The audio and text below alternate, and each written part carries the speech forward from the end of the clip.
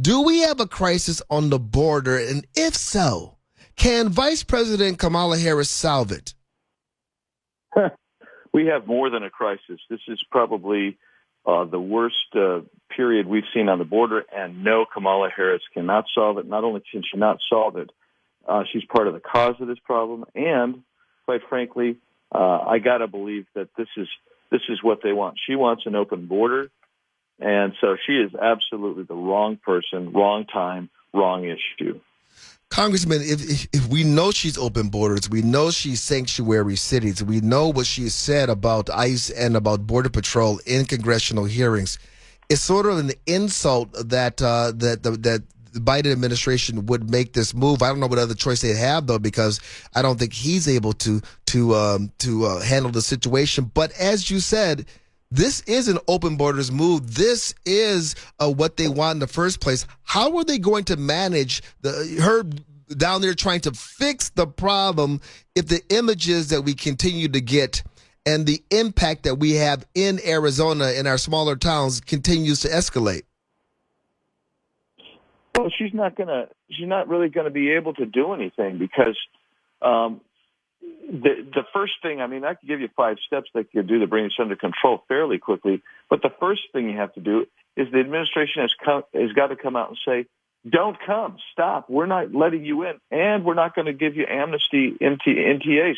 You're going to have to stay home, and you got to get that out loud. And you got to advertise now, because the cartels and the NGOs that, by the way, the U.S. taxpayer funds are advertising to come up. They've got to stop that, and they have to advertise that all over the Central American states, all over Latin America, all over Mexico. So yeah, there's some things that they can do, but they won't even acknowledge. They still can't quite bring it out of their mouths that it's a crisis. It's like a 30-year-old bachelor who can't bring out the words, I love you, do you want to get married? I mean, they can't admit anything. Do you think that this problem could grow to the point where it really would seriously damage the Biden-Harris administration? Yeah, I think it's already on the cusp. I mean, it isn't just Republicans who are concerned about the border anymore. It's the independent voter. It's the people who live in the suburbs who know what's happening at the border. And Democrats who don't watch only CNN but get their media. Yes, this is going to damage them for a long time, because this is going to take a while to get under control because of the way they're handling it. We have Congressman Andy Biggs in the center ring of the conservative circus. Let me shift gears on you. H.R. 1 is an extreme threat to our republic. Do you think it's going to pass? Well, the only way it will not pass under the current rules of the Senate, which requires 60 votes for that to pass. They're putting incredible pressure. When I say they, I'm talking about the Democrats, the left, are putting incredible pressure on Joe Manchin of West Virginia and our own Kirsten Sinema, because they're the two that said they're not going to get rid of the filibuster and change the rules so they can pass it on 50. If they both switch, then it will pass. But I think right now, I'm hopeful that they stay strong and don't give in to the pressure that they're under.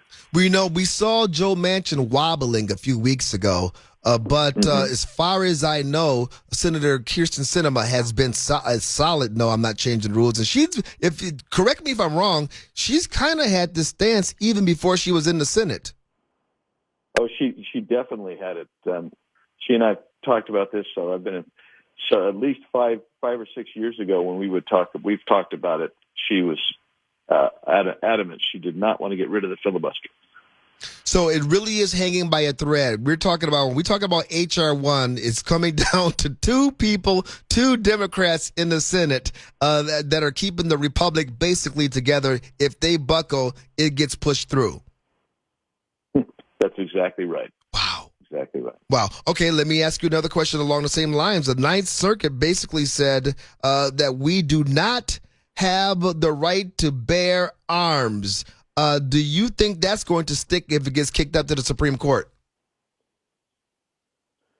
I think that case is going to the Supreme Court, and I don't think there's any way that the Supreme Court upholds that ruling. That is one of the craziest rulings I've seen in a long time. But I mean, we're getting a lot of crazy rulings out of the Ninth Circuit, that's for sure. But I don't think it gets upheld. I think it gets overturned. When you couple this though with the push that the Democrats are making in light of the last two mass shootings, do you see either by hook or crook, or I guess by executive order, or getting something pushed through Congress, a loss of Second Amendment rights for we the people?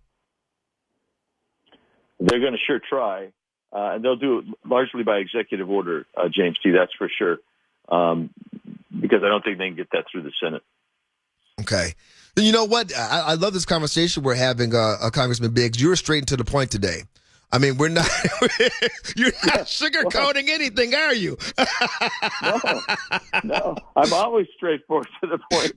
Usually, you kind of, you'll throw a little bit of flour in there, a little bit of sugar and stuff, and then we'll get to it. But you're like, nope, it comes down to this. Nope. You know what? They're going to try. The fact of the matter is, we don't have any influence whatsoever. All we have left in the Senate are Senate games that McConnell can play. But other than that, what do we have? Well, that's exactly right. It's procedural, my friend. And so I challenged our own leadership just 2 weeks ago, saying that the Freedom Caucus will be fighting on every procedural maneuver we have left. And some of my colleagues castigated me. But here's the deal. The day after I did it, Mitch McConnell came out and said, that's what has to happen in the Senate, because that's basically all they have left as well. When you're in the minority, your job is to put down a speed stick and slow down the bad policy. And if we can slow down and make everything last 5 to 10 hours instead of 2 to 3 hours, instead of getting 100 bad bills through over the period of time, maybe you only get 60 bad bills through. And that's what our job is. And then the other job is to come out and inform the American people. This is what they're trying to do. They're trying to make America into Venezuela. That's what this administration is trying to do.